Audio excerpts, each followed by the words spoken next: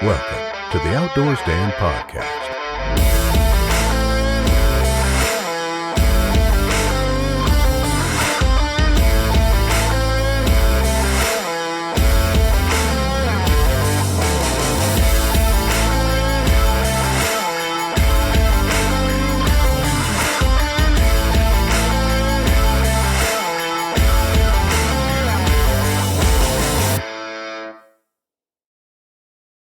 Can I crack this? You can crack that thing. Cheers, buddy. Cheers, man. Let's go. All right, everybody. Welcome back. Thanks, man. Hey, thanks for coming out. Welcome back, everybody, to another episode of the Outdoors Dan Podcast.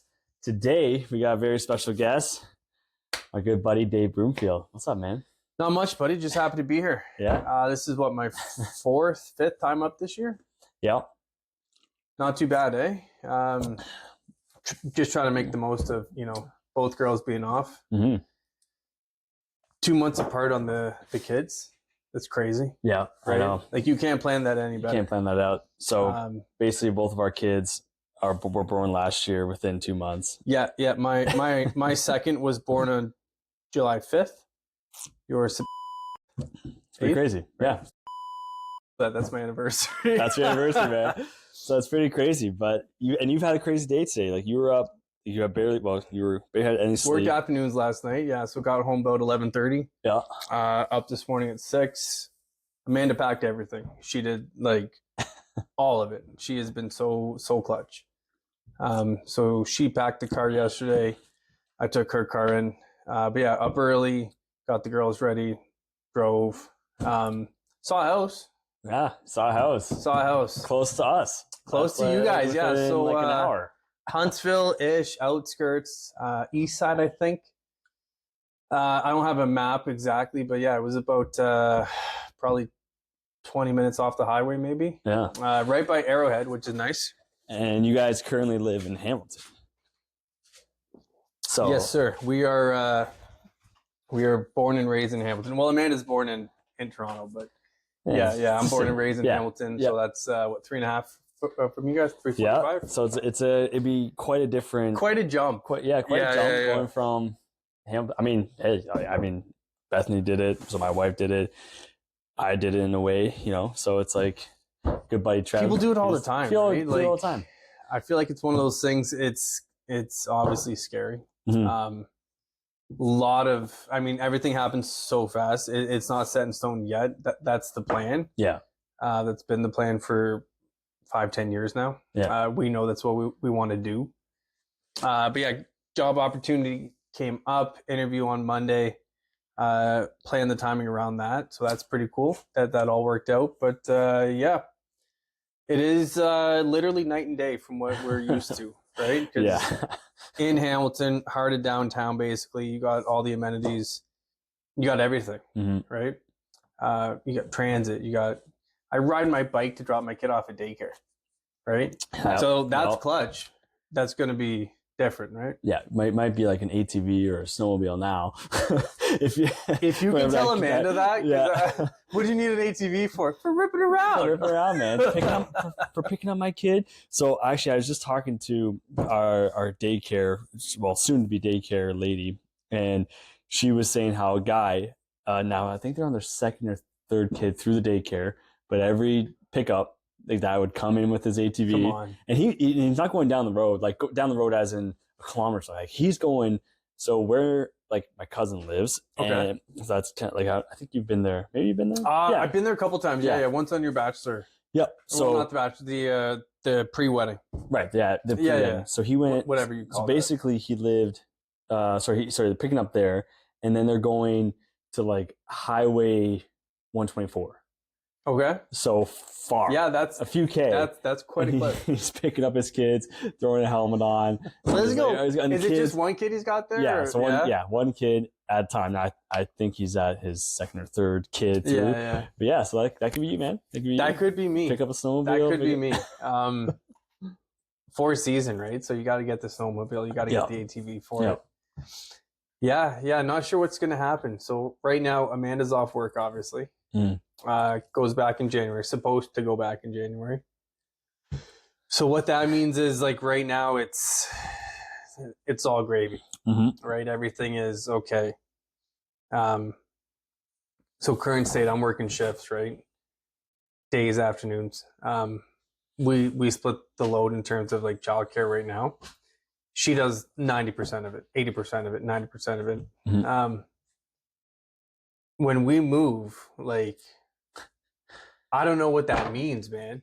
I don't know what happens because like we need her working. Like that's first and foremost. Like I get a job, we find economy, a house, right? Like yep. in today's day and age, like the house we're looking at, full disclosure, about 550 ish. Sell our house, help pay for that, but yeah, because like it's not just about the mortgage, it's about childcare. Like what if there's no daycares in the area? We're fortunate that it's just outside of Huntsville, in outskirts of Huntsville. Yeah, so they do have a high school, they do have bus routes, garbage pickup, stuff like a lot that, of convenience, right? And when a you're lot of living conveniences with still the yeah. luxury of being kind of on the outskirts. But yeah, like she's still got to work, and it's tough to find what you have in the city necessarily, right? With two high paying incomes. Like I'm a supervisor and she's a manager right now. So to have that in a smaller town is tough. Yeah. Well, yeah, the pickings are slim and far between. Like even like me, I have to drive an hour to get something that's a decent paying job. Like not even like holy crap. I'll be doing about the definitely same. Definitely worth it. Yeah. It's still just like gets you by plus some, and then with your partner working, that helps. And it's like you need both of them in a way, and which is it's just like something nowadays. It's like shit's expensive. We understand it. Everyone's got to work hard. We can Everyone's swear on this. Yeah. Fuck yeah. Let's go. Yeah, we can fucking swear. Yeah. All right. Cheers. Cheers. Let's fucking go. No, but it's not how it was of our parents or parents' parents. If you have a grade 10 and grade 12 education, you get a job in a factory in town and you're set. Single income, wife stays at home traditionally, raise the kids, cook the food, pay the mortgage, done. Right? Yep. That's done, man. That's not happening anymore. Yeah, it's not happening anymore, and that's just the name of the game. So you gotta and to make that jump, like so for like your position, your Amanda's position, going from like the lifestyle you guys have is one thing, like different lifestyle, but then also holy crap, different job, different pay. Like that is there is so many moving targets right now, buddy, that we're trying to not just navigate, but like take advantage of and figure out like on the fly. Yeah. Because like literally applied for the job Wednesday, I think. Thursday they say we want you for an interview. I say I'm already up there this weekend. Like that was convenient. Just worked out, right? Yeah, that worked out great. Yeah, awesome. So I was like, okay, Monday, let's do Monday. They're like, okay, done. It's like, okay, this could be nothing. This could just be thanks for coming out. You know, not for us, and that's fine. But if not, it's like sell our house, buy a house, find a job, find childcare. All of these things are adding up. And it might not be like now. It might not be that this happens this week. But it really gets the ball rolling as to like, what do you do? Right? Like, I don't fully understand, Dan, how people do this. Okay? I'm 35 years old. I feel like I'm an adult sometimes, but then I'm like, people move all the time. Yeah. People move jobs all the time. How the fuck are they doing How are they doing this? Right? You're trying to figure it out. Oh, I know. And they're just like, oh yeah, I just uprooted and moved to Australia. Like, it's still kind of local for us. Like, yeah, 3.5 hours. Okay, 3 hours, whatever the fuck it is. But yeah. I don't know how you do it. It's crazy, man. And I was looking up. It's crazy. When did you do it? Because so I basically moved up full time. I'm saying full time, moved full time from city being GTA, Toronto. Yeah. Because you had some childhood. Yep. Yeah, I lived in Mississauga basically for like 18 years, 19 years, but then also like had the cottage up here being 3 hours north of Toronto for my whole life. So very fun. Like, well, I know the area quite well.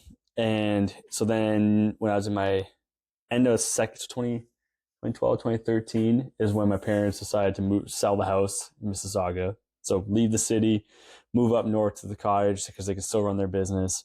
And then basically I was going into second year university, and I just was like, well, that's going to just be my new like residence. Like that's where my mailing address is, boom, boom. And I would go up there. I would, even if we had the Mississauga house, I would still come up here all the time. And then I didn't live up here full time until about 2016. Yeah. Is that when you got this place? No, I got this place in 2018, end of 2018. Yeah, October-ish. So I moved. You were living at the cottage? Yeah, lived at the cottage. 2016, like right after school. Lived there, helped my parents out with the distillery and stuff. And then, my dad found this place. And it's crazy that's coming up to, what would that be, 8 years? 7 years? 7 years. 7 years, yeah. Yeah, and it's like, holy moly. So, and then just, and like been up here since 2016, but it feels like my whole life in a way that's like, I don't ever see myself living in a city or anywhere. I'm not saying it's bad, terrible, just not for me. No, just different, right? It's just whatever aligns with whatever you're looking for. Yeah, it's terrible for me. I don't like people, if that's something. Well, then this is the perfect spot. This is the perfect spot for you, man. Yeah. On a side note, I'm a supervisor. I manage people as a living, like, but I don't like people. It's weird. Yeah. You deal with them, but it's like you turn a switch on. It's just a deal job. With it, it's work day versus come home day. like, oh my god, but yeah, like terrible. The amount of people, the bullshit that's happening, like everywhere, like just it's too much. Yeah. How long do you drive? Like, what's your hour commute? So right now, from where I am in Hamilton to where I work in Burlington, anywhere between 20 and 60 minutes. Okay, man, traffic and construction. Yeah. It is a main artery, so there is a lot of traffic if you're like hitting the like prime time zones. Yeah. But like if I'm coming home after afternoon shift, 11 o'clock at night, I'm leaving home in 21 minutes maybe. Yeah, not too many people at that time, eh? Yeah. Yeah. But I have done the hour drive. So like if we do end up making this work, Huntsville to the job offers in Perry Sound. I'm not sure if I can mention what it is yet or not. Yeah. It's fine. The drive would be about an hour. Yeah. So it's not too bad. I've done that drive before. I used to work in Guelph. Yep. About an hour north of Hamilton, about 55 minutes. I was very fortunate that the shifts I had lined up against traffic, so I never was in any traffic. It was almost 55 minutes every day, pending like a snowstorm. But there was nobody on the road. It was great. Yeah, and that's what you want. Just driving. It takes an hour. It should be an hour. You don't want any other bullshit. That's the pro, I guess, from up here is more or less. You know what you're getting. It's right? Gonna 124 across or whatever it is. Just that's your drive, right? Yep. That's my dad's worked in Toronto from Hamilton almost his whole life. He's done head office jobs in Mississauga. He has a small business now in Toronto. So he's done that drive for 30, 40 years. Holy. People can do it. Yeah. I'll say 30 years because he's not that old. He's 1961 to whatever that is. 60. Is he fucking 64? He'd be close. 19, he's fucking 64. 64, yeah. So that means that next year he's 65 and my mom turns 60. So that's a big year, Dave. Don't let me forget this. Gosh. Thank you. Please set a reminder on whatever this is. Because someone's not too mom's happy birthday about that. is in January, dad's birthday is in February. It's coming up. Big 60. 60 and then 65. Oh my god. You should just retire. Like what else? He's never gonna retire. I know way I see he's it. Like you. He's just gonna work. It just and he's got his own business. Like he likes what he's doing. I'm assuming. Maybe. He says if he sells this business, he's gonna do the same thing on a smaller scale from just his house. Oh yeah. It's what he knows. He prints. He makes prints, so he'll get emails in. He'll print them on his equipment he has at home, and then he'll mail it to you. That's it. Nobody's doing prints anymore. No. Just enough to pay the bills. Yeah, they do. But it's whatever. He helped put those in, eh? Oh, really? Yeah, he worked for a place in Stony Creek called Qualex or Colortron. One of them was first, became the other one. So Colortron or Qualex, bought by Kodak.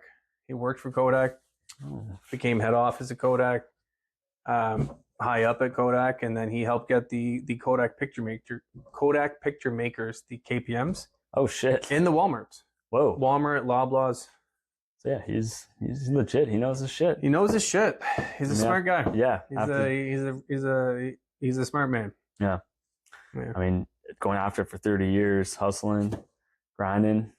But he's never stopped. He said he's had a bike route since he was 8. Like, fucking just different breed. He grew up. I'll say lower income because I don't know if you can say poor anymore. He grew up poor. And he's like, I'm like this. It's fair. That's a fair thing to say. It's fair, right? Yeah. He's like looking around. He's like, this whole poor thing, not for me. Yeah. So he worked. He's worked his ass off his whole life. Born deaf in 1 year, single mom, 7 brothers and sisters. Mm-hmm. But they're like half brothers and sisters. There's like 3 of one family, 3 of another family, just different dads, stuff like that. And yeah, he's worked his whole life, and he's passed that work ethic on to us. I mean, I've fucked up a little bit, dicked around. It's what you do when you're young, and I'd like to think I've kind of turned a leaf. But yeah, man, he's a really good guy. Yeah, no, every time I talk to him, fun, jokes around. Big Dave, man. Yeah, he's just, you can tell, like, the joke is that he's like 5'6". He presents himself. He comes to the room as much as a much bigger person than 5'6". Oh yeah, he's a good guy. Like, I think the first time I met him was potentially at your wedding, maybe. I think it might have been. You know what? And I just talked to him. Fucking played Mario Kart. Yeah. Just drinking scotch, yeah. I keep touching this. That's great. That's okay. Yeah, that's what Trevor's doing too. He kept on hitting the mic, and he put on I gave him a hat to wear, and he just clipped on his hat. I just remember it's here sometimes. I know. It's so natural, I just forget. Yeah, it's just a weird thing. But yeah, man, that's it. You guys got some deep roots in Hamilton from both sides, like from you and Amanda. And then now you guys, well, like but you guys have been wanting to move to. Listen, buddy, this is a real fucking possibility. Like, yeah, it's possible now. Like, we saw a house today. Yeah. We both like it. Obviously, inspections, lawyers and shit. Like, there's stuff that has to. First, I got to get the job. So let's not put the cart in front of the horse here. Yep. Yeah, there's a real possibility. Stuff's happening, and like I mentioned earlier, I forget if it was here or offline, but if this doesn't like pan out and work, that's fine. That's how she goes. You don't get the job interview, whatever. But it really helped to kickstart everything, right? Because before it was an idea. Let's just say on a board. I don't have a vision board. A lot of people do, but it was just an idea on a board. Let's say, right? This is the fucking nuts and bolts. Like, no job interview. Pay is enough that we can make it work. We know we have equity built up in the one house. Like, there's a lot of things that can actually like tangibly come through in this. Yeah. Right. So it's a real possibility. Which is exciting and crazy. 3 acres potentially. Yeah. Some forest. Great size. Hoping to get a bow. Oh yeah. That's what. Yeah. Not hoping to. I know I'm going to. Yeah, you'll get it. I said it's if I get a Christmas bonus. Yeah. I don't know if I'm going to be at this company until Christmas, so either way, I'm getting a fucking bow. You're going to get a bow, yeah. Regardless, I'm going to get a bow. If you move, well, that could be a signing bonus maybe for this job, buddy. And then that money goes towards a bow or something. That'd be freaking sick. Is there like a bow company you'd recommend? Oh, is there a bow company I recommend? PSC, obviously the best bow company in the world. That was actually one of the things I want to talk to you. If you had an idea for a bow, like any sort of like, oh, this is what I'd be thinking for a bow. I would think in this setup, or if you're like, you know what, I don't know. I just want to get one. So I am kind of more in the noob category. Like I forget if I mentioned it before. I've shot recurve as a kid. Like, yeah, I remember. Cubs and Scouts. Like, we did that shit. I got a Robin Hood once where you split the arrow. Oh, it's greatest feeling as a kid, right? Yeah. And nowadays, when you shoot a Robin Hood arrow, and you're like, "Oh my god, I just hit the same thing," and you smoke this thing, and then you're like, "Shit, that was like a $20 arrow, a $20 carbon fiber arrow, oh, specific, awesome. spine on it." Yep. Yeah, back then I'm like, we just rented these. So it was like not my stuff, popping balloons and stuff. Yeah, you go to town. Yeah. We actually had like the I forget what it's called. It's just like a finger guard. Yeah, like a tab. Like yeah. Tab. So you have the 1 and 2 like this, and you just almost you kind of roll it off your fingers. Yeah, right. And that was cool. Yeah. So I don't know a whole heck of a lot about compound bows. I've done a little bit of research, a little bit of OpenAI, Chat GPT, stuff like that. Yeah. To kind of see, and it's talking about like 3-pin sights, 5-pin sights. Yeah. And I'm just like, okay, like, and I try to like dive down to like, what do I need versus like what like what do I need to get and what do I need to be like functional, if that makes sense. Yep. Like, yeah, because you can buy a bow and hunt. You can buy everything and be shit. Like what do I need to be kind of operational, right? Like, because there's stuff like, because archery is also like for bow hunting, but it's also archery as a sport. So like archery as a sport is very different than bow hunting with a compound bow. Yes. And that's very different, and it's the situation is very different because everyone hunts a little bit different. Thick timber, open field, far distance, being 60 yards to being, holy shit, I'm at 15 yards. Like that stuff can all play a factor if you want to hike in, if you want to sit down, and just like for us, weight, dexterity, yeah, right? it's all dependent on how long you plan on holding a draw, right? If you're looking at a moving target, like you might have to hold a draw for longer than in competition, like you're saying. Yeah, exactly. And like competition, they have like everything is very tiny, like the peep sight, very tiny, everything, because basically you want to take like a big target or whatever, any sort of target, you want to make it a small spot, so aim small, miss small. But for hunting, it's like that doesn't necessarily work because you're dealing with the sun setting and you need light to come into your peep sight. You need light to see, you need light to hit off the fibers for your sight in order to see the pins. And also like a miss in hunting is not necessarily a miss. I aim for the heart, I missed that, but I hit both lungs. Yeah. Right? Like that's still a successful shot. Yeah.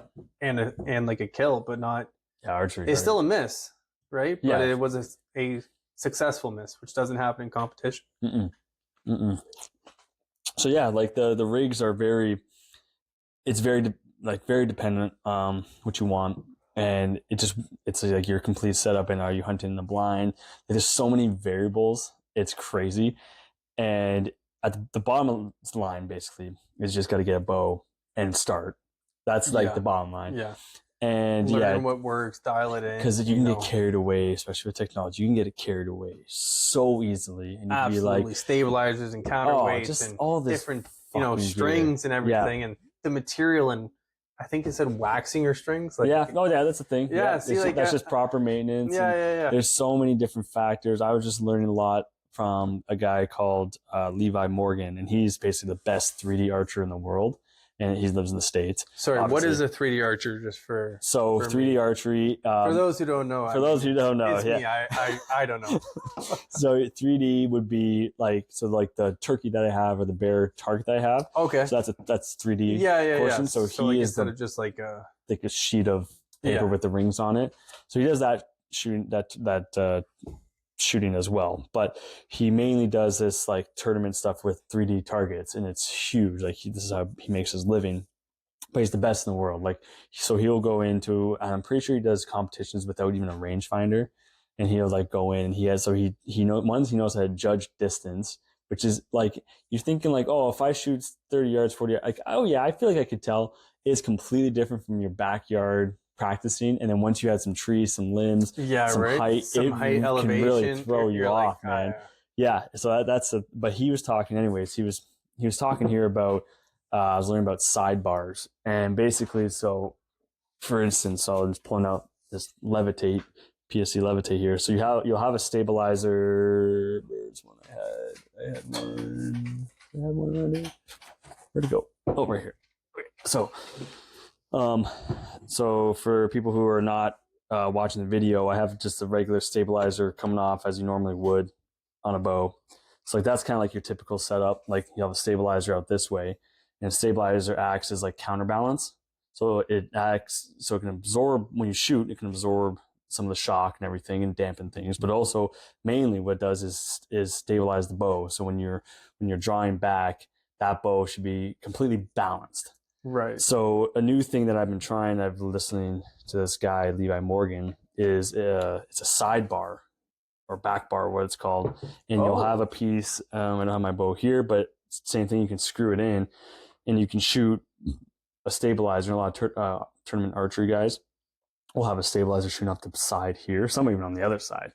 But mainly will come off here. And then basically however much weight you have on this side, weight on the front, sizing, like this is a 10-inch, you can have 12, 15, 9, 8, whatever. And that'll, and when you dive into archery, it can get so overcomplicated. That's almost any like hobby. Too fucking much sometimes. And like, so anyways, the point is I was listening to this guy and he was just, so it's a forever learning art. I want to say it's definitely art and a skill that it just never ends, man. It just never ends. It's beautiful. It's hard as shit to like, you'll never master it. Things will always change. It's hard to be consistent. But then, like you can just get carried away. You can get, okay, I shoot. That might fall. Oh, ooh, yeah. Ooh. Shoot close, buddy. Yeah, the bow almost fell off of the mountain. Props to that light you got going on there for the extra visibility. There you go. Clutch. And now the bow's good. That is like, okay, it's every hobby. Like, you can do woodworking and whatever, like Magic the Gathering cards. Like, it doesn't matter what it is. Like, every hobby has the beginner, the intermediate, and the expert, and then the enthusiast, who I guess is like who aren't great like the experts, but like just want to buy all the shit.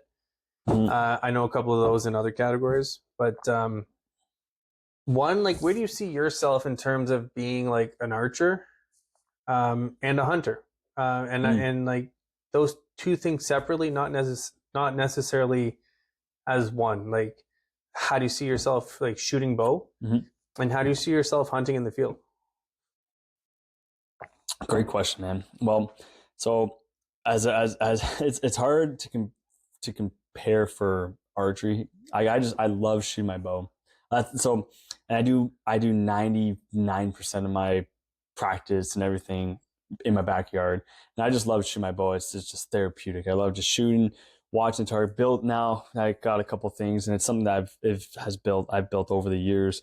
Is like your own archery shop, I want to call it, where I have my bow press now. I got some things where I can take the strings off, I can move the cams around, I can really dial in like you can paper tune a bow. So this rig right here above us is a paper tuner. So I just DIY'd it, but you put literally like a paper like newspaper or something, strap it, and you shoot through the paper. And by the way that your arrow comes into the paper, you can then tell if your bow is out of tune. So you can adjust these things on the side here. So you can adjust, first off, if your cams are in sync. So just because your bow set up like this, you can pull this bow back. This one might be pulling earlier than later, right? Yeah, so might be hitting the apex or peak, whatever. Yep. You can. So there's a back wall that a peg will hit off of. There's a wall here that'll hit. So if one's exactly what you said, hitting before the other one, then that's out of tune, and that can affect long distance shooting. So I've been learning that. There's also shooting, if it's tail left or tail right. So that basically means like, is there one side of these strings pulling the cam more than the other, or so, like, because you can have where your cam is like a little bit to the left, a little bit to the right, and that could be so right here is on all this cam is an axle. So if there's more pressure on this left side of the yoke, then that's going to pull this limb down. It might shoot it faster because there's more tension. So it's like nitpicking in a way, but so what I'm getting at here is, in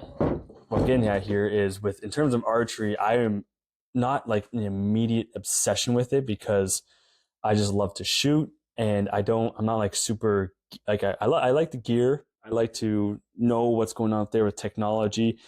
It's just I can't buy it because it's so expensive. Like when you're talking about a new sight, a new rest, and It's trying to tough keep keeping up.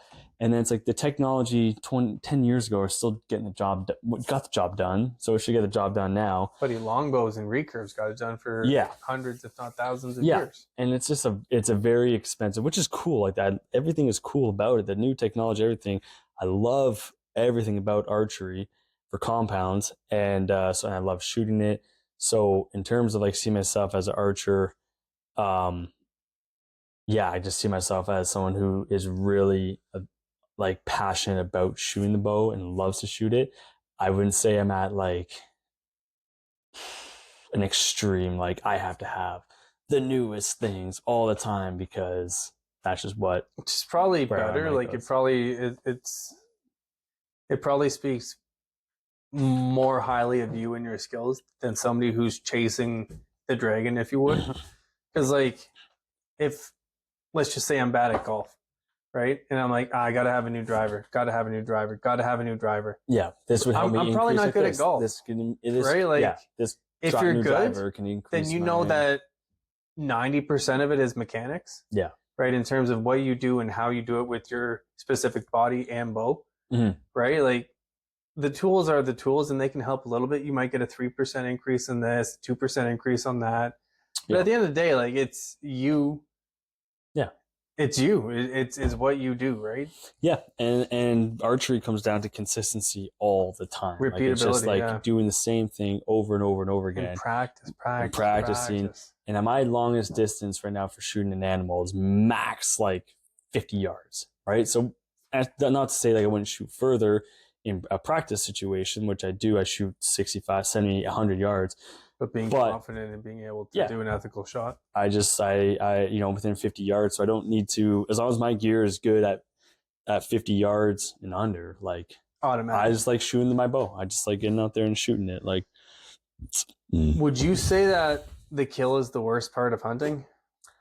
Ooh, yeah. I mean, yeah, I would think so. Like, I only asked because I read that. Yeah. Because like, I mean, not killing something is like almost the worst part, but yeah, like, but yeah, no. If you were to it's go, a tough balance, right? Yeah. Because like I haven't been on a true hunt yet. We're hoping to go down. Well, we did the grouse hunt, right? Mm-hmm. I'll follow up on that after, but we're hoping to do some turkey hunting.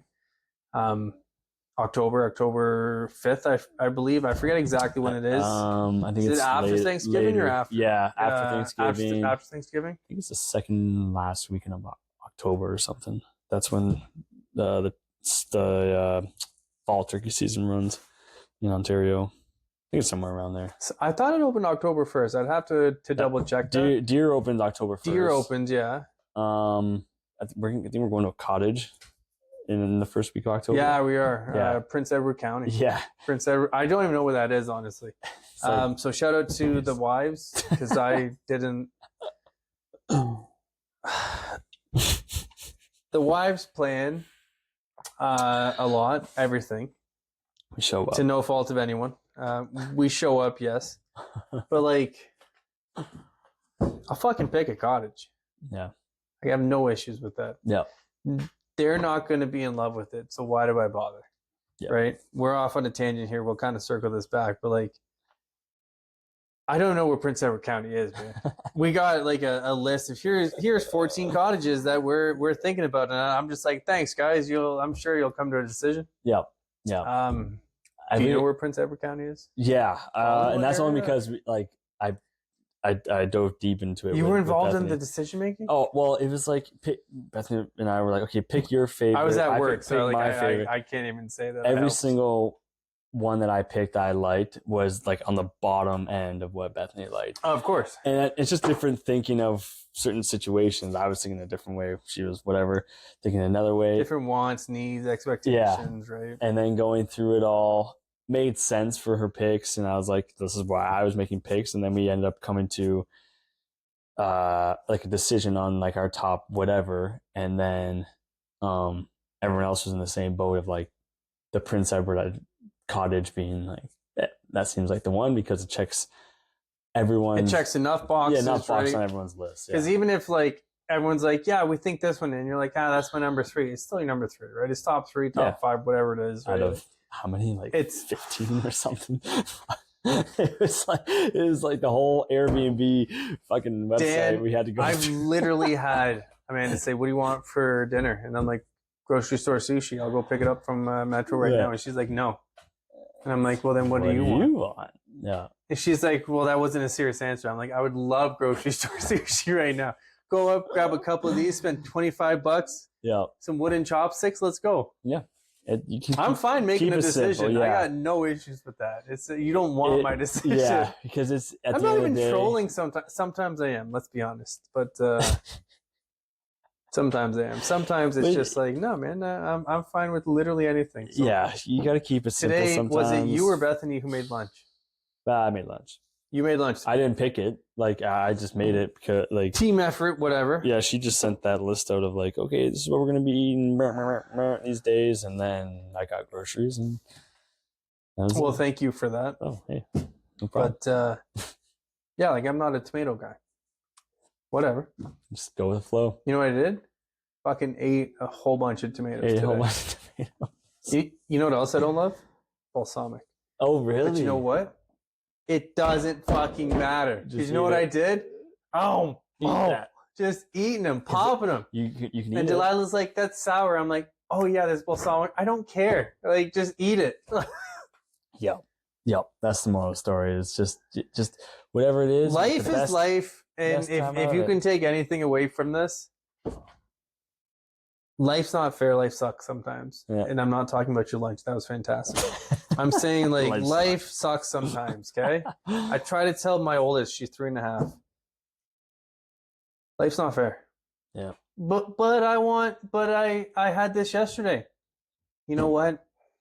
Sorry. Sometimes it's just the way. Sometimes that's the way it is. Yeah. Be polite. Here's what's for lunch. Here's what's for dinner. Mm-hmm. Just fucking eat it. Yep. Okay. That's it. Yep. It's the way she goes. That's it, man. Sometimes you got to work night shift for a couple of years. Sometimes you got to do that. But hey, at least you'll live up north.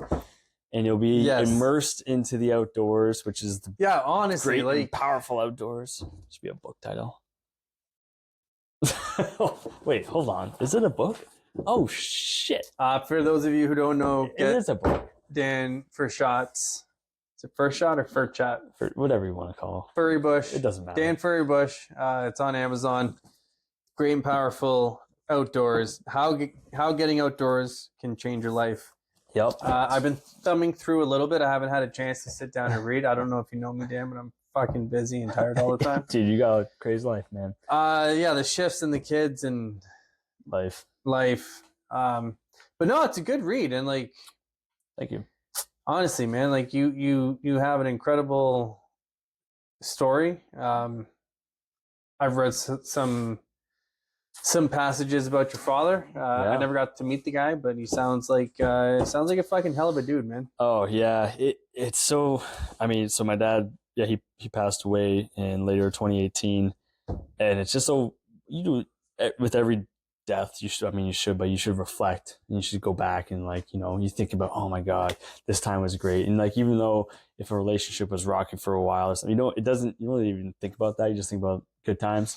Yeah. And my dad and I went through some stuff like every father son does of like just you're growing up, you think everything as a kid, and your dad just wants the best for you. Like he's the only guy out there that wants your life to be better than his in a way, which is like you don't find that often. It's a very astute way of saying that, because like I've never really put words to what that is, right? Like most guys are trying to outdo each other, outcompete, right? Like jealous, we're just competitive by nature, right? Like your dad just wants you to be like just do better than me, right? Whatever I did, whatever I am, strengths and weaknesses, just be better. Yeah, just be better than me, right? If he's not happy, then he's fucking douchebag. But there's some deadbeats out there. Yeah, there's that situation. Those aren't included. I find most dads, like when their son specifically is successful, dads, like, not just the father of the kid. Dads, right? Dads want that. Yeah.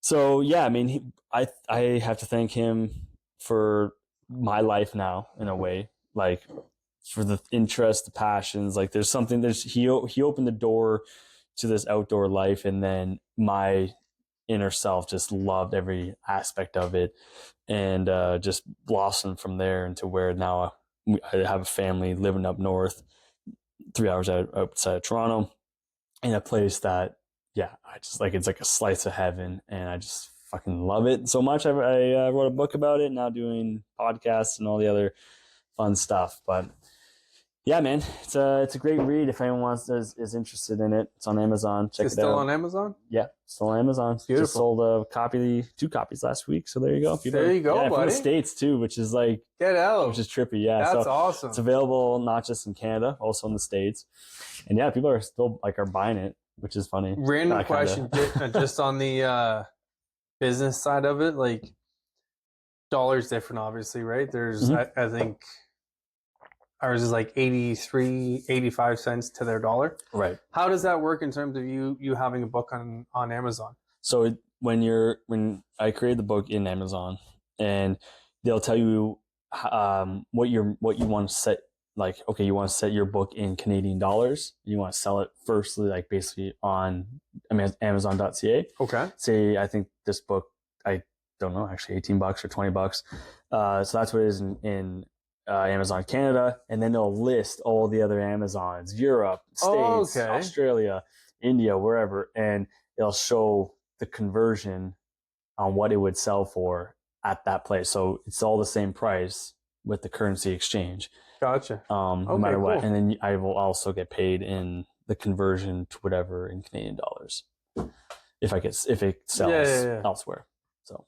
Cool. No, that's just something I didn't think of until you said it's sold in the States. Yeah. No, it's exciting. It's cool. I'm working on another second project, which is exciting. And I don't know when that one's gonna be launched, because this summer has been fucking.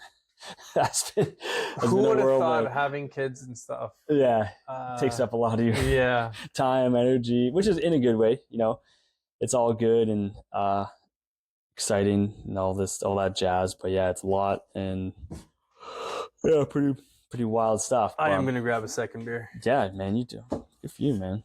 Holy. But yeah, so you mentioned earlier, it was the main thing I wanted to talk to you about. So you just got, like, have you had your hunting license for a year yet? So not a full year. I got my hunting license. So I got the outdoor cards online. Like, you can just do that.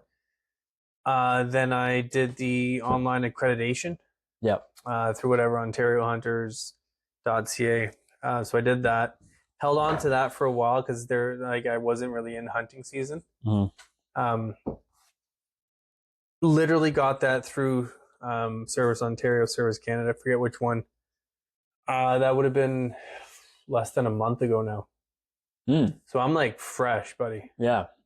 Like real fresh. Real fresh. Because last year, like, I bought my cherry with you. Yeah. Hunting. But I was like off the books because I was just like your hunting buddy. Yeah. So that was something that else, like, that was part of it, being the fact that, like, so you're very green to the hunting world, and your family, like your dad, or no one hunted or anything. My dad didn't even fish. Like, I remember as a kid, like we rented the same cottage a couple of years. And was that like your first, like, introduction to, like, say, I'm quoting the outdoors? The outdoors, yeah. Like that sort of. Yeah, I think we were like we'd go on hikes and stuff, like in Hamilton, lots of hikes, lots of waterfalls, Bruce Trail, beautiful trail if you haven't done it. I haven't done the full thing. It takes like a couple days, I think, at least. Like, I for sure have not done that. But no, we have parts of the Bruce Trail. Yeah, I think that would be like my first, like, in the woods, if you would. Smaller place, wood, cabin. Yeah. I think that was in the Kawarthas. I want to say Halliburton area, if I'm not mistaken. I remember having a T-shirt that said Halliburton Air Force, and it had a bunch of mosquitoes on it. Okay. That's a core childhood memory. There you go. So there you go. There was a core dairy in the area. That's everywhere over there. That doesn't narrow it down much. But yes, not a lot of. I think we might have fished once there with like their rods, not even my dad's. Right, but like it was just to like something to do. It wasn't just like this is a fishing trip. But anyways, that was like your kind of. Oh, this is a world that exists out there. Yes. And then you got your hunting license. Then years went on, got your hunting license. Did the Cubs and Scouts thing, more so for outdoors, not necessarily any of the hunting aspect of it. Yeah, like Cubs and Scouts, you're camping, you're fire starting, you're knot tying, you're in the woods, you're scavenging, you're surviving. That's cool. Yeah, love it. Love being outside like that. Always have a pocket knife with me. Yeah. I got rope in the car. I got a first aid kit. Like just stuff like that. Be prepared is what they say in Scouts. I mean, I think it's great for life in general, especially for young guys. Man. That's life, man. Oh, yeah. Go. Numerous times where I am super unprepared of just like not having a first aid kit, not having a tire repair kit, but boosters, you name it. So, oops, buddy, I went. So when we went camping at Arrowhead, was it a week ago or 2 weeks ago? 2 weeks ago? Yeah, 2 weeks ago. I put my first aid kit in my backpack because I knew I would bring that when I went bike riding with Dilly and Anthony. Yeah, because like that's me, buddy. I'm bringing the first aid kit. I'm ready to go. Well, and I mean, that's like almost like being a dad too, you know? Trying to gotta be prepared, right? Yeah, be prepared and, you know. But yeah, so I never really had the hunting or fishing or outdoorsy survival like that. Like growing up. Obviously, like I meet you. That's going back to what, 2015, 2016? How long were you guys 17. engaged for? Oh man. Because you got married. Well, you got married after us. We got married 21. You got the house in 18. Engaged 20. You got the house on our fucking honeymoon. Yeah. I know that because Amanda's like, oh, Bethany's calling. I'm like, they got the house. Pick it up.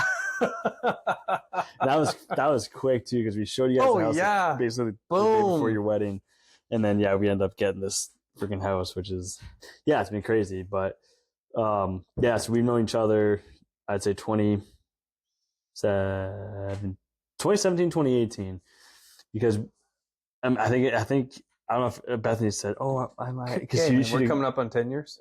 Yeah, Bethany was like, telling me about you guys, and he's like, "Yeah, they're like my second parents," and they said like, I don't know if it was you, like, but she's like, they don't want to meet you until we're official, type of thing. Like her and like Beth and I are dating. I was like, well, that's fair, I guess. And then finally, once we announced that we were like boyfriend, girlfriend, then it was like, all right, let's meet this guy. So I can't remember though if that was end of 2017. All I know is I think I met you at Born and Raised. Yeah, one where they'd had a bachelorette party or something. Yeah. So it's been a long time.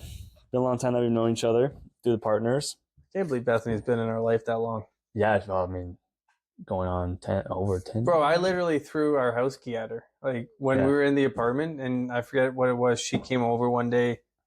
Like Amanda's there, obviously, but like I think she said she just finished exams or something, and I literally just like I knew I was gonna do it, but like I grabbed it and I threw it at her, and it was just our like the key to our apartment. Yeah, it's like if you need to come here to crash, if we're not here because we're at work, but you're coming down, like just come in. Like I did that, not Amanda, so don't let her forget that. There you go.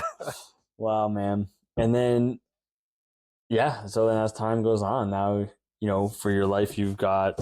You want to go into like where you got your hunting license, and now you want to start hunting. Yeah, we did. I guess for those who don't know, like we did a grouse hunt. That would have been, was that end of last year? Yeah. That would have been December last year, right? Yeah, right before New Year's. I took you out for. I mean, it's so fun with kids. It's like, all right, you have this time slot if you're like last minute You planning. have 2 hours. Yeah, go. And it's like, so we're That's at not my house. Like, oh, all right, man, grab shotgun, grab this. We're hiking this back bush, and we just like hike. It's a kilometer to the trailhead, I'm pretty sure. Yeah. So then we just hike back there. And this is your first kill, didn't we have too, to right? take a detour? We went over the fence for some reason. Oh, that's right. Was it flooded? It's flooded? Was it? Because there was snow on the ground. Oh, yeah. I have the video of me. Yeah, we had to go up. That's right. It might have been flooded because we had to go. So basically, when you walk into my field, it doesn't really seem like a dip, but it's close to a river. And I guess it rained or something, or it was mild right after Christmas. And yeah, that's right. It flooded. So we had to take a little bit of a higher ground and then continue walking on. Boom. There's the video of. All right, so right now we're watching this video. Pull it up, Jamie. If we can show that on the screen event. Oh my God, you have a screen. I know. We should. Next time. I'm working on the internet thing, so I can do this. You told me about this, and I was like, "What the fuck are you talking about?" And then you looked it up and confirmed. Yeah. And then I just did it. So we're kind of Tarantinoing this, where we're talking about field dressing and harvesting it in the field. But so let's bring it back to where I was like, okay, I know the spot where there's some grouse. Let's go back there first. So we kind of get to this spot, and I'll let you take it away. Okay. So like first time in the field, right? Like you got the gun. First official hunt. Yeah, I have the gun. You have we're going for a specific. You have your PSC bow. Yeah, we're going for a specific species. We're going for rough grouse. We're going for rough grouse, and that's the objective: kill a rough grouse. Yeah, it's snowy. I kind of know what I'm looking for. I'm going slow. I'm leading, but I'm following your lead. If that makes sense. Yeah. Like I'm going first because obviously I have the shotgun, but yeah, I'm keeping my eyes and ears open. I know what they sound like. I know they're tough to see sometimes. Obviously, that's most of nature, right? They've learned to adapt and camouflage, but they make that engine start sound. Yeah. Little drum. Yeah, right. Burping like crazy over here. So we're walking through. There's a bit of a carved out trail. I think we hear one, so we kind of just like wait and sit down. And that was like a couple of minutes, and I was like, do we wait more? Like, because we're also on a time limit with the wives, right? So it's like, well, okay, well, do you spend more time in this spot? And it's like we knew they kind of flew in this. Yeah, like we saw the area. Walk towards there, yep. And then I think I probably made the call early to start advancing, if you would, right? Yeah. I want to say two. I think it was fucking two. Yeah. Flew in front of us. I'm like, God damn it. I think they were like right above. I literally followed it like a clay pigeon, and I'm like, I don't want to shoot because if I miss, like that could be our shot, right? Like you could scare everything off in like a mile radius. Yeah. So I didn't pull the trigger then. So we heard lots of grouse. So it's like, holy shit. Yeah. This is wild. Because I've been in multiple scenarios where I've tried to go for grouse, and it's like these birds are quote unquote. We saw at least 5. I think. Oh, we saw so many. Yeah. Like and I would go out and I wouldn't see a single bird, and it's like, okay, then you're not hunting for grouse, and you see so many. You're like, and then so for us to like actually go for that species and see the mountain that we did too in the small area that we did. Yeah. Like we weren't out there long, and we didn't travel far. Like we looped and kind of snaked in the same area. Yeah. Right, because we knew that that's where we saw them. Yeah. But like we weren't, going on like a 5K hike. No, we weren't. Yeah, we weren't going. Like we were just casually like, okay, this kind of area has some birds, and like, oh my God, this area has some birds, and now we're just okay. Now let's really look around. Let's start, to hunker down and plan and wait a little bit more. Long story short, we ended up separating a little bit. Dan had the bow again. He's my tour guide, my sensei, my guru, while also looking for. You were doing was that rabbit? Small game. But if there was grouse on the ground, I would have shot it, tried to shoot it. So You would have had it, but maybe. Who knows? yeah. So we're separated while still in eye shot, and then at some point I hear Dave,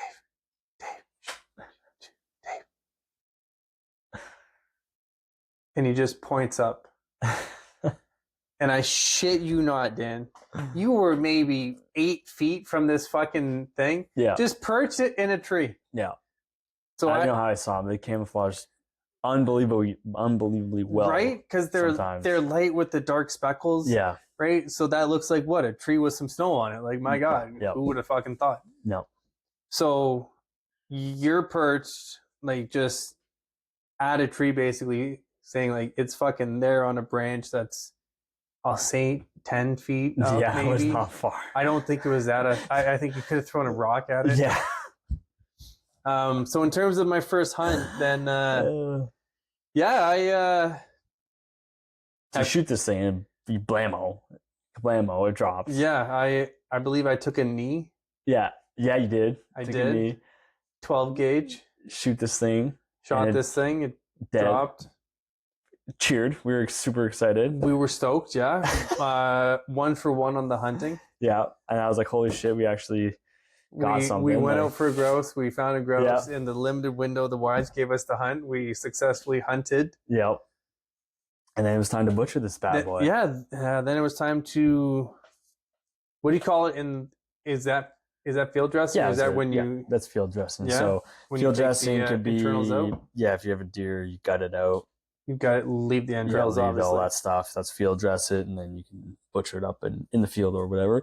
But yeah, we basically field dressed it. So you can go off. What did you do? What did you do with that bird? So the video I just showed Dan, which I have in my phone favorited, because again, first hunt, first kill. Cool. Yeah. Dan mentioned it, and I'm like, "What the fuck are you talking about?" So he says, "You kind of stand on the wings and you pull the feet," and I'm like, "That doesn't make sense." And he's like, "No, I'm pretty sure that's what it is."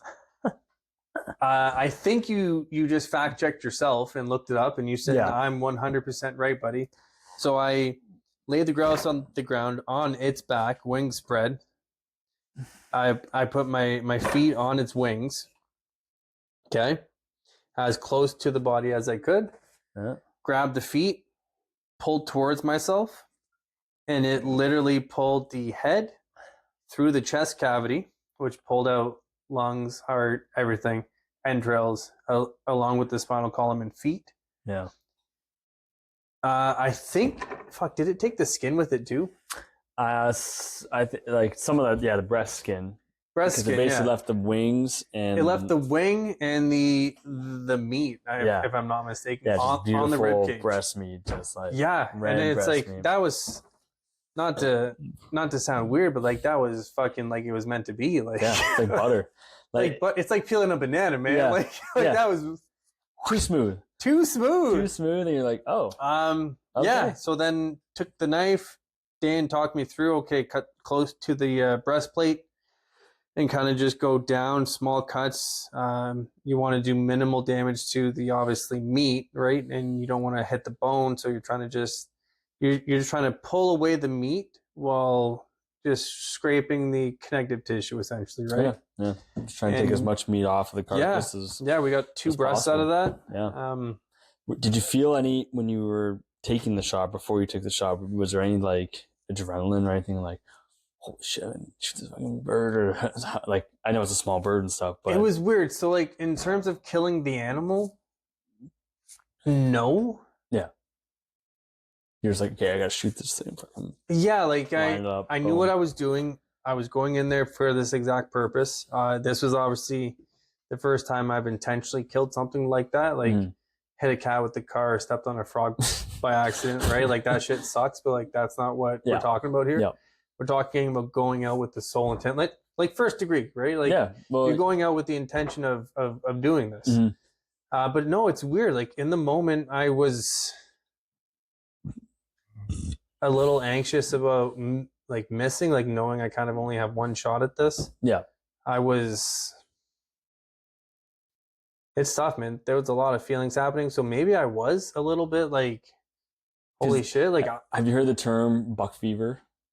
You know what that is? No. So buck fever, you can see a deer outside of hunting season, big buck, whatever, strolling through, and you're like, no big deal. Wow, it's amazing deer. That's cool. And then, like you said, once you have you're going out and the sole purpose is to kill something, and then you're sitting there, and then that thing does walk out, your heart like starts to go. So buck fever is people like the adrenaline taking over, and you can't control it. Then you shake and you do like all sorts of wonders, and then you either don't do a great shot, or you lose the capability of thinking, and it's called buck fever. Like for instance, I get adrenaline. Your heart goes if I'm about to shoot a bear, or like even a deer too. It's just like you're like, holy shit, there we go. The moment you've been waiting for. You don't want to fuck up in a way, so you're trying not to like make a certain mistake, trying to think about stuff, everything trying to be silky smooth, and you have to like, I gotta draw back on this thing, or I gotta put my gun up to it, and now I gotta make this shot because, like you said, it's like practice, but this is the real fucking deal. Yeah, this and is like the show, right?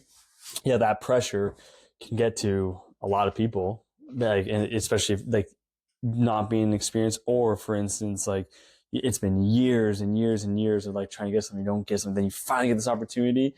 That is, like, oh my god, and you start to panic, and then you freak out, and then you blow it, and you're like, oh fuck, right? So that shit gets. I was just curious, like it being your first kill.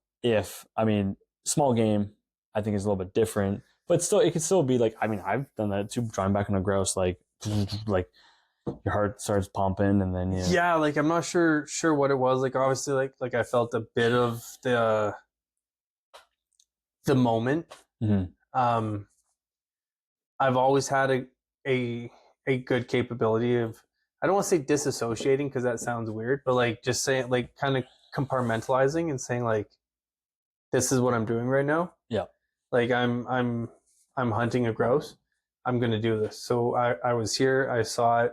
You saw it. You showed me it. Aim, took the shot. Yeah. Done. Right. And again, like that's the first time I've done something like that. Like obviously, like I've helped you with your chicken harvest. I didn't butcher them. I didn't skin them. I broke down the meat. Yeah. Which is kind of what I did on this end, but it's just one of those things. It's kind of, you're in the moment. That's what you're doing right now. Yeah, that's what you're doing. Well, we'll see whenever you get a chance to be in front of a big game is going to be and be like, hey, now you got to shoot this buck or this bear or something. Yeah, see what that's like. That is going to be the challenge, I think, because I don't know if it's something like innate with us, like in terms of us being primates, essentially, that another mammal. I don't know if that's something that's just like intrinsic, because like you hit a cat with your car, it's like, oh fuck, right? Yep. You run over a bird, like you don't really think about right? It. It's like a fish or something. Yeah, right. Like it's just one of those things. I don't know if it's intrinsic. Yeah, maybe it's like, oh, it's a bigger animal. It's a bigger animal. You know it's like next of kin, right? It's a mammal too. Yeah. Like I'm not sure. I can only imagine that that's going to have an impact. Yeah. Got to practice the target practices first, because don't want to hit the field without being confident, at least at like a certain range, right? Even if that range is 15 yards, like if it's not in that, okay, I'm not taking the shot. But like, smart way to go. Got to get out there, right? Because it's not about doing it; it's about doing it for a reason, right? I never thought I'd be in this position. Again, born and raised in Hamilton, kind of full circle on the conversation. But yeah, born and raised in Hamilton. City guy, like the outdoors, but like I didn't think I'd be a hunter. Never had a reason to. Never had a purpose to. Right. So to now be like introduced to this lifestyle, to have the opportunity to now live up here. Yeah, it's a lot, man. It's a lot. It's a lot to think about. Don't do it for the wrong reasons.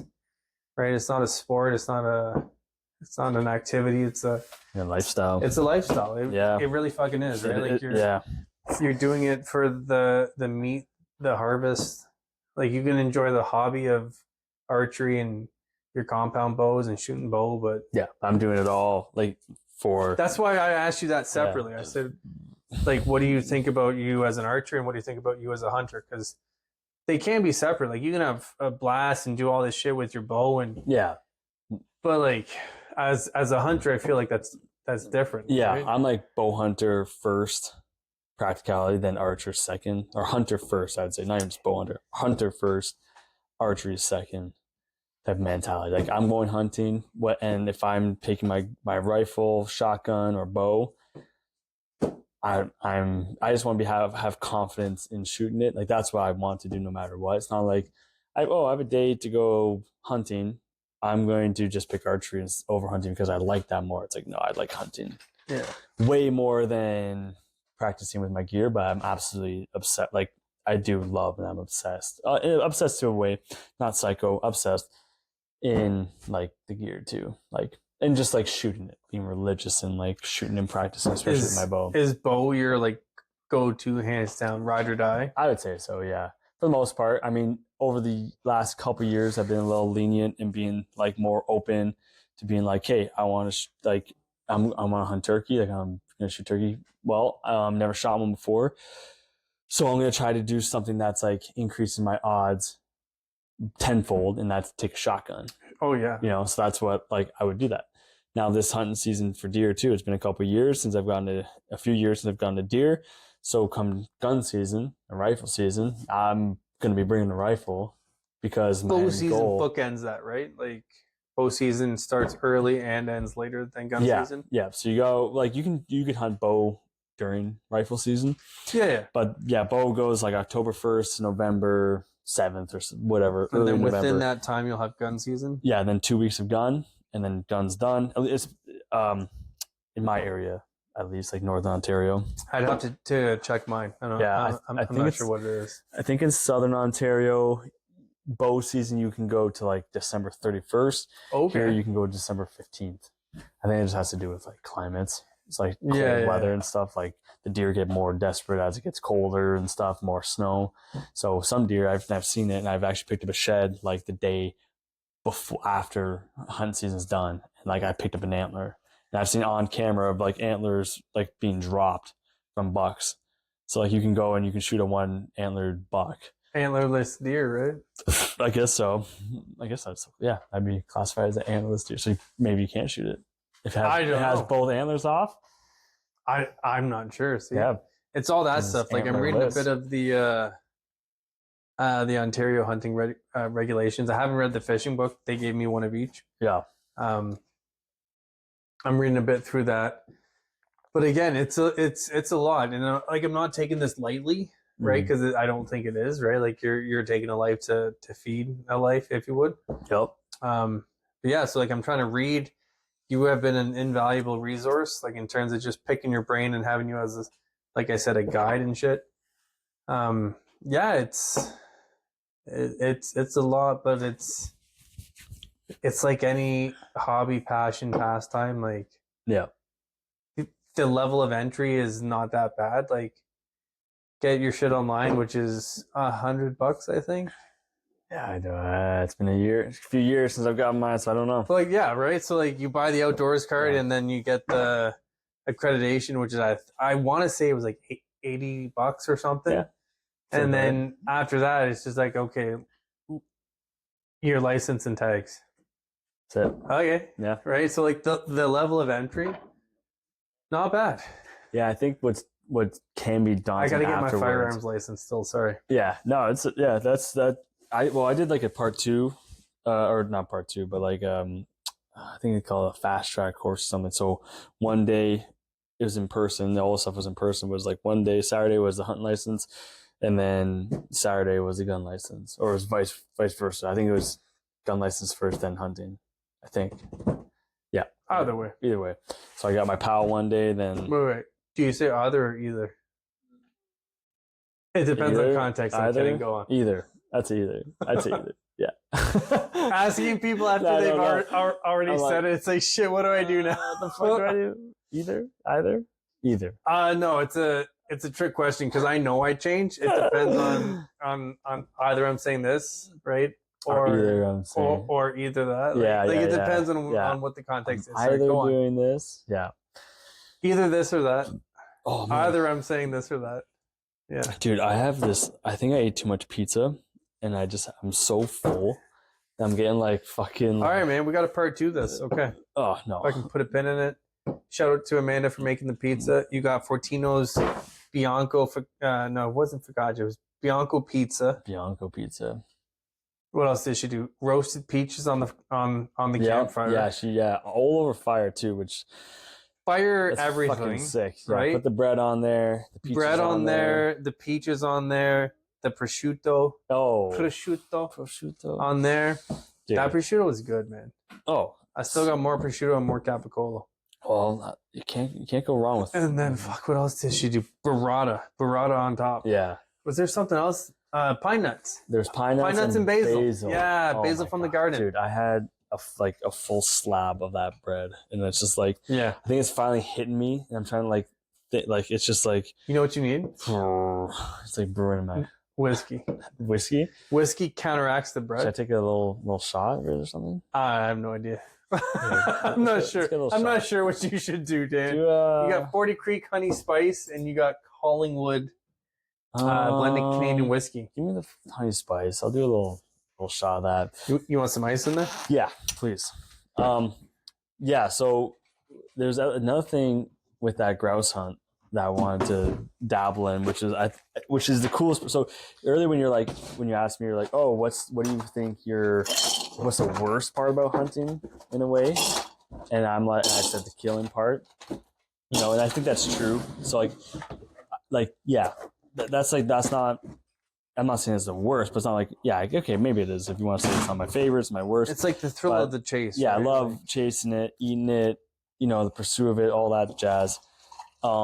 My favorite part would be like the cooking and sharing with family. So, at the end of the day, when you cut up that grouse, we cooked it that same day within like a couple hours. Not even, buddy. Yeah. So we harvested it in the field. Cheers, man. There we go. Honey, 40 Creek. Ooh. 40 Creek Honey Spiced. We harvested that in the field. Mm-hmm.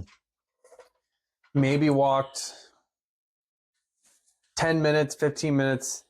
You had another area you thought you might see grouse. Yeah. But then call it half an hour back home. Yeah. Right? We fried it up immediately. Yeah. And I was very, very fortunate. Was that pre-Millie? That was no. Millie was young. No. Yeah, Millie was born, so she was like under 6 months, I think. 6 months, maybe. Maybe 6 months, yeah. July to December, yeah. So she might have been 6 months. So we had both of our wives home with 3 girls under 3. 3 girls under 3, basically. Fuck, eh? A dog. Fire to keep warm. Yeah, 3 girls under 3. And we got to go out grouse hunting.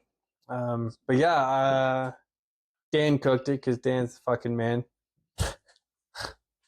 Nah. This is hunting brought to you by Dan. Dan's equipment. Dan's 12 gauge. Mossberg shotgun. Yeah, it was a Mossberg. Yeah, 835.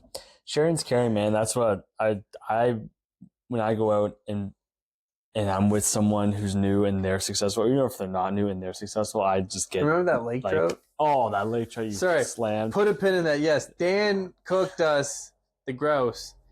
So I got to share that with my family, and I include Dan and Bethany in that. Obviously, as well, but not eating, grouse at that age. Yeah.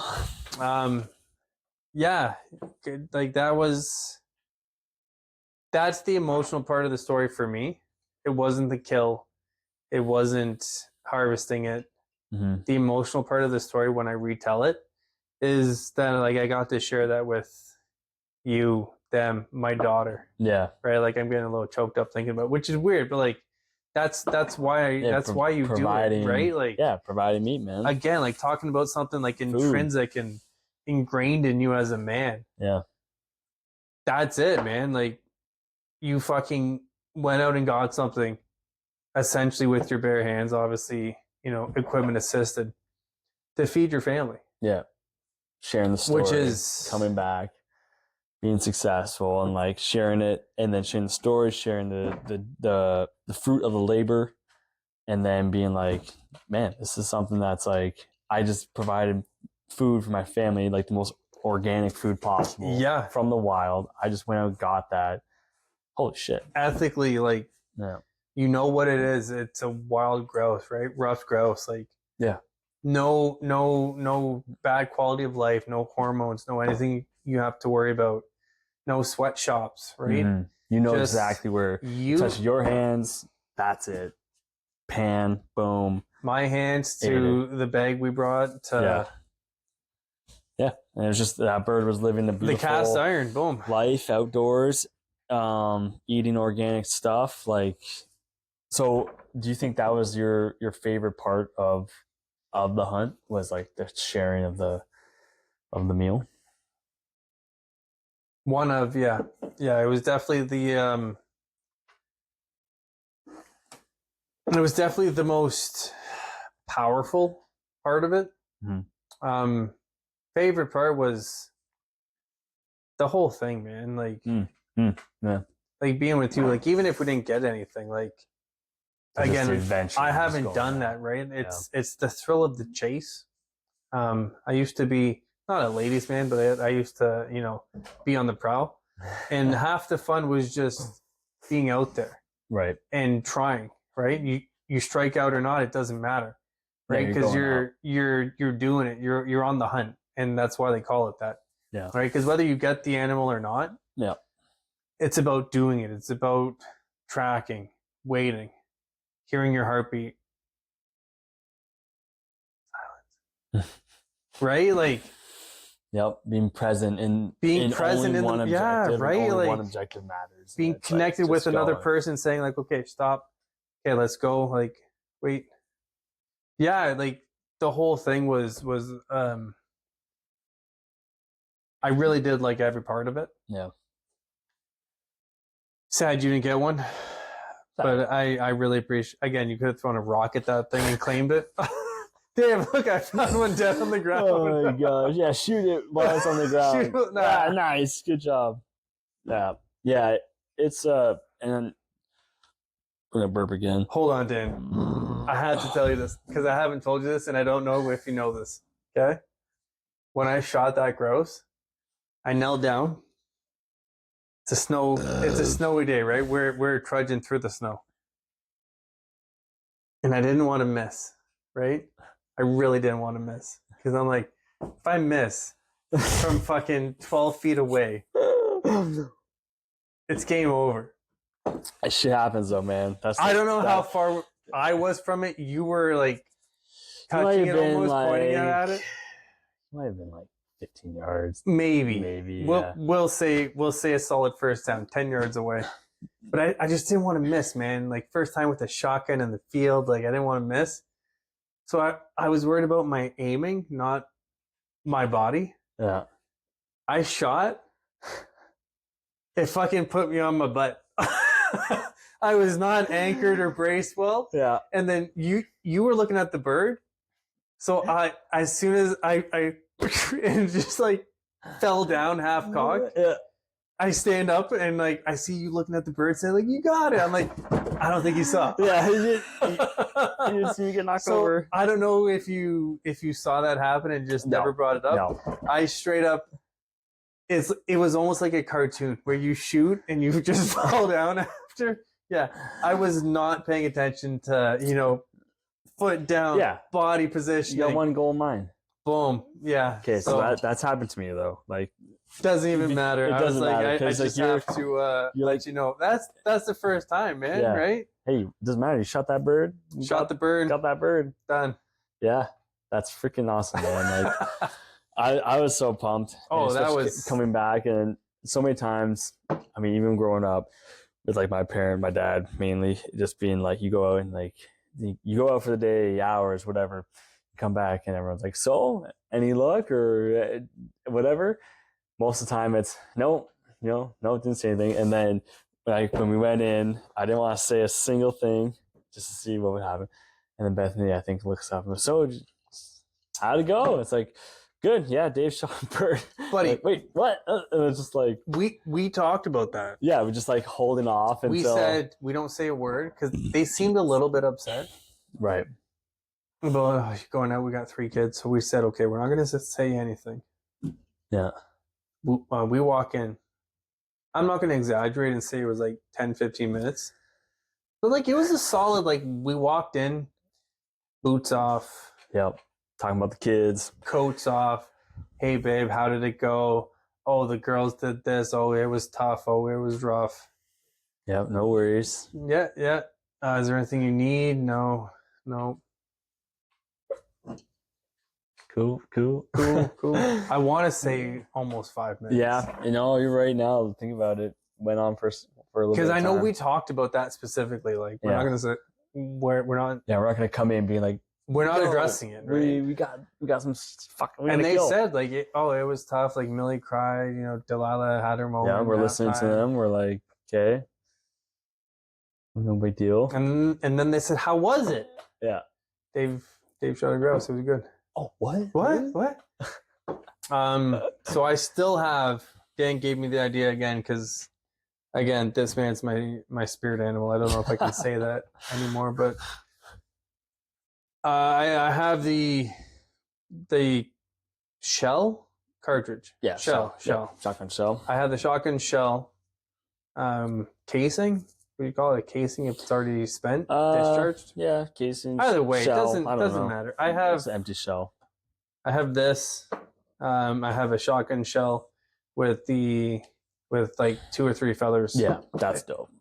2 or 3 feathers, and I talked the wife into letting me keep that on the. I don't think it's on the mantle, but it's on the shelf in the dining room. Yeah, our little display case. That's sick. And that's a little commemoration, man. It's like, yeah. So people often talk about like, oh, what's your or your trophy hunting or your trophy. People go out to go like for the rack and they go out to trophy hunt, and it's like fucking. Well, depends on what you want to call a trophy. Depends on what you want to call whatever. To me, the rack is and like the head of it is a trophy, but it's not. I'm not going for size. I'm not going for whatever. So the shell that you keep with the feathers is the trophy of the reward. That's the trophy. That is the reward. That's it's a memory of the commemoration of the hunt. Exactly, commemorating like the bird in respect to the animal, and it's just like that's the quote unquote trophy. So you don't trophy hunt, but you hunt for a memory. You go out for a memory, and then you get something. Well, that animal becomes the trophy, the memory. Yeah. And you put up onto your wall to respect the animal, to look back and go, yeah, that thing right there. I remember where the distance I was. I remember where we were. I remember everything, what I shot. And yeah, I'm going to pay my dues and respect the animal. Just like with that, having those feathers in that shell cartridge, it's like you're just remembering that bird and respecting it. So yeah, it's cool. Yeah. That's cool that you did that. Do you have any future hunts that you want to do? Like any goals? Well, so we're doing the turkey hunting this fall. Yep. That'd be cool. October, you're coming down for a hunt, which is weird, right? Weird thing to say, but you don't have a fall turkey season. Yep. So you're coming down. That's going to be October, end of October, whatever the fuck it is. Whenever you guys make it down, we think we're doing Rockton area. It's between Hamilton and kind of like Guelph or Kitchener area. Yeah, there's a Cambridge. There's like a I don't know, Crown or provincial. I'm not sure what it is. But the fuck is it called? I'm not sure what you're getting at. It's like call it not like it's not Crown land, but it's like a reserve. Did you check out that app I told you about? I'm not sure if you know about it. It's not even an app. It's just a website. So there's a Crownland website from the government of Canada. Yeah. Atlas something. Yeah. Crown Atlas. Yeah. Is that what you're talking about? No. So apparently that's a little tough to navigate. It is extremely tough. Lantern search. Oh, right. That's what it was. And all that does is just take a Google map and overlay the current Crown Atlas. Oh, that's dope. On top of it, and you have sliders, so it has trails, and you could say, "I don't want to see the trails," so you just turn that slider down, and it's just transparency. So you can say, "I just want to turn down. Yeah. And I just want to search for like provincial parks, or I just want to search for trails, XYZ, whatever it is. I found that on Reddit, and I was like, whoever made this, if I find it, shout them out in the comments, whatever it is. Yeah. But like that, for me as like an inexperienced guy, I'm like, I found something that I didn't know existed, right? Like I found the site that Buddy did. I found land. I cross-referenced that. I think I have iHunter. That's why I use iHunter. It's a Canadian-made company. iHunter Ontario. Yeah, you got to buy all the different provinces if you hunt in different provinces. Yeah. I just did the basic one, which I think is like, what was it? It was like $10 a year or something. Mm-hmm. It was not much. I think for the pro package is $40 a year. Yeah, that's why I have the pro package. Yeah. Again, next year maybe. And like this, I've done one literal hunt so far. So just did the basic one, wildlife management units. I know, what's in the area, season, stuff like that. Yeah. But yeah, so forget where we went with this, but yeah, our next hunt will be turkey. Dream hunt. I mean, fucking elk, man. Yeah. I think elk. Elk would be the dream. That'd be dope. Elk or moose. Like moose, just like, I don't say moose because moose is attainable. Like I know there's elk. I think there's elk in Ontario. Yeah, there is. But the odds of getting that, like elk has recently been introduced. Yeah, it's such a small chance. Right, so they were recently reintroduced. I think they said in the 70s. So like smaller population, very northern Ontario. Like you're talking like. There's some in. I don't know if it's like Caps Casing, like fucking. There's some elk in the Bancroft area. Get out, Peterborough. Yeah, there's the area. The unit is like there's like not.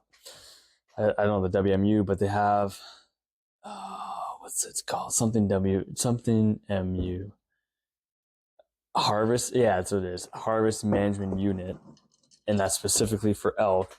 And there's like 7 different zones, and it's like one bull tag, and you have like a 0.2% chance. Fuck. Yeah, there's not a whack load of people that apply, but it's basically one bull tag for this area, one bull and cow tag for this area, and there's a few thousand that apply. So it's tough to, but like it's a $15 app, like, and it's draw. Going back into it, right? Yeah, like, yeah, and that's the cool thing I like about. That's what's Sorry to like jump in there, but like that's what really makes it okay. Makes it easier to swallow. Like it's just going back and because it's not even like a lottery. It's not even like you're like gambling to like get a moose tag or get an elk tag. Like you're paying for conservation of what you love, and maybe you get a tag out. Like a tag out of it. Yep. Right. Yeah. It all gets rolled back into conservation, paying, officers going into programs to help habitat, like wardens and stuff like that, right? Like, yeah. So it's all going towards a good cause. It's $15 roughly. So you're not breaking the bank. And then if you get the tag, then I think you get to pay a difference on it. Same with the moose is like you pay a small fee. Then if you do get your moose tag, if you win the lottery, then you pay the difference, which is I think it's like $200. But like you think of the meat and the experience. Yeah. Well, cool, man. Elk hunt. That's same for me, man. That'd be a dream. What about so like what would be your Canada like top dream top hunt, and then your worldwide top hunt? It's so hard to say, man. I'd say same thing, simply elk or a sheep hunt would be on the dream. So you go like far out and you go get a sheep on a mountain. Seems hard, epic, just a crazy once in a lifetime trip. Grizzly bear would be up there as a dream as well. Fuck yeah, caribou too. You name it. I mean, I just want to go on an adventure outside of Ontario. Anywhere would be a dream, but yeah, some of those big game ones, like further in the Yukon, What about mountain lion? Cool. Mountain lion would be cool. Yeah, like I'm cool, open to. He says. Yeah, I'm open to. Oh yeah, that'd be cool. Everything. Can't fucking hear these things sneaking up on you. Well, how they use dogs, right? So like mainly how to find one and to tree one, you use dogs. And I've just heard like a lot of people, they're like, man, hunting with dogs with mountain lion, like how that's gotta be so easy, right? You go out with like an outfitter and you have dogs and they find one, you pull one up to a tree, you shoot one. It's like no. Like you're fucking no. Yeah, no. no. Like you're hiking, you have to listen to the dogs, you got to read the dogs. You have to be one. You and your dog have to be the same. Yeah. Like, and then there's false alarms, and you're going like you're hiking like fucking crazy up mountains, down mountains, and you tree a young one, and then you finally get one. And actually, do you know what a male cougar is called? Bobcat. Tom. Really? Eh? Yeah. Okay. Yeah, Tom. So just like a turkey. Yeah. Why? I have no fucking. Because like bulls and cows and. Oh yeah, and then you got for goats, mountain goats, you got billies and nannies. Yeah. Rams and does maybe or ewes. I think it's a ewe for. Well, that's for sheep at least. What's a female cougar? I know the male. It's not a hen. I don't think it's a hen. A female cougar is a Karen. Yeah, Karen. Yeah, and so like these, yeah. So like I've heard like it's just an art. It's this cool art form that you're just like completely surprised by when you're going out hunting for cougars with dogs. And you finally tree one, and then you still have to like get a good shot off, especially if you're going with bow. And then so you have to wait for this cat just settle down, or it might just like run down the tree and take off. So there's a lot of pressure, and then you're chasing after. Like, oh my god, there it is in the tree, and then you have to take the shot, and then. But apparently the meat is like the best, like high quality, like tasting pork you've ever had. Wow. Yeah. It's pink. It's a pink meat. But you think like, this is predator eats other animal, like probably tastes like shit, but no, it's like super clean, very tasty meat. So wow. Yeah, I definitely do a cougar. I'm open to do it all. Buddy, I was just reading crane. Oh, sandhill crane? Sandhill crane. Ribeye of the sky. The ribeye of the sky. Yeah. There's going to be a season here in Ontario. Yeah, apparently. I just read that like this morning or maybe yesterday. Oh my gosh. But I was like, holy shit. Yeah. This guy got one. I'm reading the thread on Reddit. Oh. And everybody's like, red-eye of the sky. Yeah, I was like, god damn, man. Yeah, big in Saskatchewan. Obviously, like out west where like more egg fields and stuff. But yeah. Holy prairies moly. and stuff, right? It's just a big, apparently it's a fucking red ribeye meat. Red ribeye meat. Tender. Huge breast probably, right? For having to fly. Like it's probably got a 6 foot wingspan, it's a big 8 bird. Foot wingspan. Yeah, it's a big bird. Maybe 6 feet. Albatross is the biggest. Yeah, they got it's big. And apparently it's tasty. I saw it earlier this morning. I saw 2 doves just like around my yard. Never had one up on where you can shoot them on the rotisserie. Yeah, they would be small, but I'm open to any sort of Gord Pizer. He's a retired fisherman now, but he's this guy. He wrote thousands of articles for Outdoor or Canada Outdoor Canada Magazine, whatever it's called. He followed me on Instagram for a little bit. We chatted because I saw a message and I was trying to ask him about lake trout, like ice fishing through lake trout. And he's such a funny, like classic, like, oh, you got to use the William Spoon Shiner, and he has this like Canadian accent. It's awesome. Anyways, fuck's the point of my story? Gord Pizer. Followed you on Instagram. I'm not sure. Yeah, no, he used to. Legend. Oh God, where was I going with this? What were we talking about? I lost Gord Pizer just it's gone. What was he talking about? Why did I bring him up? What were we just talking about? Fuck. Roll the tape back, Jamie. Roll back, Jamie. What were we talking about? Bobcats led into cranes. Ribeye of the sky. Ribeye of the sky. You said you saw pigeons and doves. I got it. Let's go. See, here we go. There. Yeah, we got there. Thanks, Jamie. You're the man. You're over there. somewhere. Anyways, he was like, because someone asked him in interview, and he's like, "What is your favorite species to fish?" I said, "What is it?" And Gord's like, "The one that I'm targeting." So I think that goes hand in hand with me. It's like I've never really have gone out specifically for goose or waterfowl, but I think that's just my thing going forward is like, what's your favorite thing to hunt? Or, like I have my dreams, like we just talked about, but what's your favorite thing to hunt? I would obviously say like deer or bear would be like a top one. Moose, I really like hunting too. But just in the grand scheme of things, it's like whatever I'm pursuing is my favorite thing. Damn. Yeah, that sounds astute. Mm-hmm. Very fuck, that whiskey's strong. Very strong. astute. It's fucking vanilla butter. Yeah, it's like 35%. Honey spiced. Oh, soft Canadians these days. It's still 40%. Yeah. I would like to just, if anyone's listening, all two of you, if you can talk to Trump and Carney, I just want my fucking bourbon back. Okay. Yeah. I miss my bourbon. Two things. I miss my bourbon. Okay, two things. A country song. One, putting tariffs on whatever the fuck you're doing right now is not affecting whatever you think it's affecting. You're just hurting the middle class working people in Tennessee and Kentucky who are making my bourbon. Yeah. Okay? Buffalo Trace is really fucking good, and I just want to buy it again. I didn't try it before, and then I bought it, and then this shit happened. I'm like, I don't know what whiskey I want because I just want to try Buffalo Trace again. Hocus pocus. Yeah. There's fucking Wild Turkey, Buffalo Trace, fucking Maker's Mark. Like,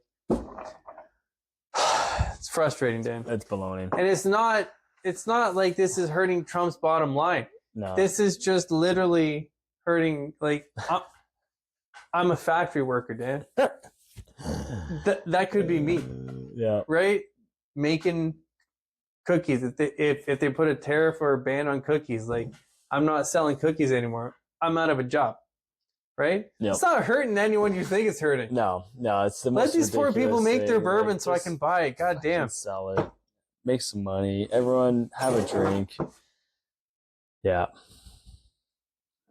Dave's currently looking at my release. It's for my bow. I know what it is. I'm trying to see how it works. Well, you're going to shoot some bow tomorrow. We got a fun day tomorrow. Shoot some bow. Split some wood, and thanks again for helping me split some wood today, man. That was fun. Well, I figured out how to hold it, pull that back, and then click. Let's see. Yeah. You got it. Yep. Yeah. So Dave's holding. But yeah, I'm pretty. You figure shit out. I'm intuitive. So Dave's holding this. It's called the Silverback. Knock On makes it by Carter Releases, and it's a handheld release, and it's tension breaking. So basically, so you don't have to pull it, just so you'll hold the safety, that thing that's sticking out, that little click lever. So that's where the D, it'll go around the D loop. That little clip will go around the D loop, and then you'll hold in the bar part. You'll squeeze it. Yeah, just push it down. Yep, that's it. You'll squeeze it, and then when you pull it back and you kind of set in, then like when you set your shot, you'll like slowly ease in, everything's like ease into it. So then you'll slowly let go of your thumb, which then releases the safety, call it, on that release. And then basically what you're gonna do is take that elbow and you're gonna pull and break, quote unquote, break the shot, which is then you're just pulling, causing tension on that hook. And then whatever tension you have, it'll break. So I think that one is set to like 16 pounds. It's pretty light. It's pretty hot trigger, which is how I like it. So you can customize the tension on it. You can be really heavy, but it's basically going to do, because you can draw back a bow and you can roughly hit the same anchor, or you can go a little bit further. You're still gonna be full draw, but you can go a little bit further and then hit it. But the consistency will be off. Your groupings will be off. Yeah. So what the break action does is allows you to break at the same tension, no matter what that draw is, right? Because it's based on a quantifiable metric, not my nose, not my Yeah. My kisser plate or Yeah, the kisser button. That's the Yeah. one. See, I'm slowly learning stuff. Yeah. Right. I'm getting there. Yep. Right. So like not like a specific anchor point or it's quantifiable. 16-pound pull, 20-pound pull once you're already full cocked on the cams. And then it just allows you to take one less variable out of the shot sequence, because then it's like, and then with that, knowing that that's what I have. Yeah. How can I adjust based on that, knowing that that's what it is, right? Yep. Or I can adjust that, right? Is this adjustable? Yep. Yeah, you can adjust it. You can go very light, very, very heavy. Now, how do you confirm that? Is there like, you just have like a... Well, yeah, you can, you can take like you have a bow weight scale, like a draw weight scale. So you could break it off of that, and you can see like, when it does snap, makes sense. Yeah, you can see that. Or like, I don't know, you can play around with it. Like you can just play around, like you can screw it all the way in, and it's super light. And then someone with a heavier poundage bow, as soon as they let go basically of that release, it can fire. If you're depending on where you're set and how you're pulling and everything. Or you can go very, very heavy, and then you go, okay, I actually have to like pull back. What's the drop off from like when you say like you have like a 70-pound draw? Like what's the drop off in terms of, because you just said like this is 16 pounds. Right. Well, like that'll never. So the cams on the PSC bows, the new ones, I'm talking from the Levitate onward, they have a you actually can control the let off. So let off is when when the cam engages. So I saw that. That's the letters, right? That's the letters. Well, that's the draw length. So letters. Oh, okay. Letters on there. That's the draw length. Oh, okay. But then you have this guy. See that one up there? So that little rubber stopper at the top of the cam. That's what's gonna. It's called like that's your back wall, and that's what's gonna apply pressure to your back wall of the string. But so there's a little Allen key there, and you can go from 90% let off, 80 to 85 to 80% let off. So you can adjust that based on just, it's one more thing to be like, I like it a little bit sitting a little lighter. I want to be able to hold longer, because the less percentage let off you have, the heavier, like recurve, for instance, when you're pulling 60, you're holding 60. Where this is, if you're pulling 60 with an 8% let off, you're holding 8% of 60 pounds, which then you can sit there all day. Which is what, Dan? Which is like 14 pounds? I have no idea. I have no idea. I'm not going to do the math right now. Yeah, I can't think of that either. But anyways, yeah, that's what Jamie? What are we at here? But that's what the cams, that's why the cams are so cool, and the technology with that is so cool. And the cams, nowadays, people are always saying, like the 60 pounds used to be like the go-to, like holy shit, now it's like the 70, 80 pound bows are like the new 60s. It's like they're so silky smooth, easy peasy. Well, for you, because you're jacked, but no, this guy always saying I'm jacked. I'm not jacked, but you're jacked. I'm jacked off. I mean, it's listen, okay. Yeah. Well, I say listen. I got nowhere to go with that. I think that's a good spot to end it. Yeah, man. Let's do it, man. Let's end it on that note of jacking off. So.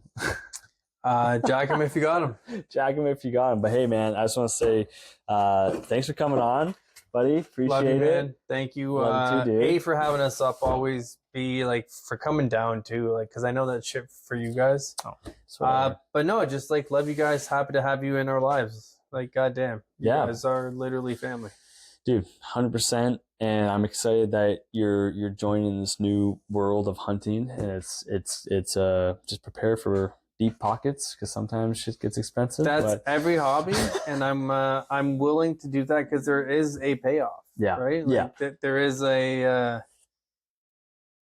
reward at the end of that tunnel. Yeah, and just like when Trev first started, I first started. You just go in. You go in and you go. I could use a little bit, better equipment here, and then you learn from other people, and the ball just rolls, and then you're on your own. And now, like for example, Trev, he's only hunted my place. Now he's talking about doing this hunt on Crown Land, doing this. Now he's like, he's got his stuff that he wants to do and what's interesting to him, and he looks into like researches things. So it's cool. Same thing with Carter too. Same thing. Started in my backyard. Yeah. Now he's got his own spots because he just wants to hunt. He goes, well, I'm in the city. This is where I can hunt. So I'm super excited, man, that you're diving into this. I hope to get you up during some whitetail season this year and maybe some bear. But yeah, we'll have a few sits, I'm sure, this coming season, dude. Looking forward to it, buddy. Yeah. All right, guys. Well, thank you very much for listening to the Outdoor Stand podcast. Until next time, get outdoors and be safe out there.